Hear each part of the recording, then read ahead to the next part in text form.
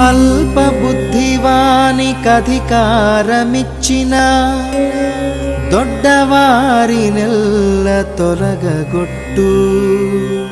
చెప్పుదినెడు కుక్క చెరకుతీ పెరుగునా. విశ్వదాభిరామ వినురవేమా. విశ్వదాభిరామ వినురవేమా.